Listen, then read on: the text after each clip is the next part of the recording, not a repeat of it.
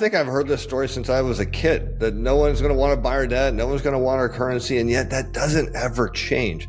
And I think a lot of this stems from the fear of that governments have taken on a ton of debt lately. And you look at economic cycles, Keynesian cycles, and when the economy's booming, governments should be paying down their debt and maybe just simply issuing a lot less debt, having a balanced budget.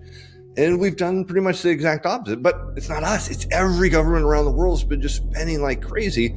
And so I think there's this view, and you see it, a lot of it like in gold and silver, desire to own things like crypto and virtually anything else, is at some point these countries are going to debase, devalue, print money, do something to make the currency worthless.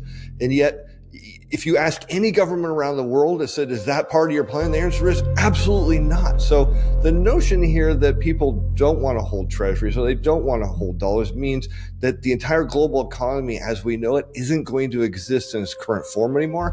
And so far, based on what I'm seeing, I think there's absolutely little desire by consumers around the world for that to happen.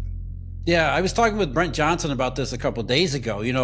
The idea that the average Chinese person is sitting in, Shanghai or somewhere else in the hinterlands of China thinking, that darn Jay Powell or that darn Donald Trump, he's issuing way too much debt and it's going to blow up the US dollar system and the treasury market.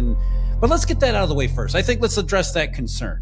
We understand where this is coming from because what Steve said and what Dalio says and what everybody says is absolutely the case. It is true.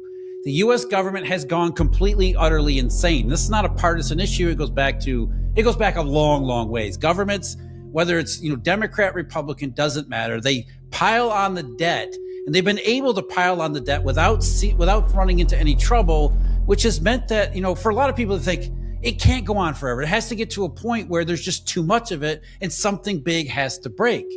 In a world where that was the only consideration, it would be true. But it's not true. That's not the only consideration.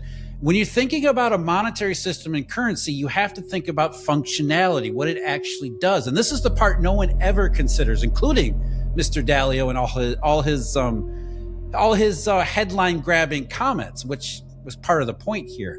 When you think about the functionality of the dollar system, which really the Eurodollar system, that's why whether people want to or not, they're going to continue to use the US dollar denomination because that's where literally the money is, and it's the only money that can continue to function in that way.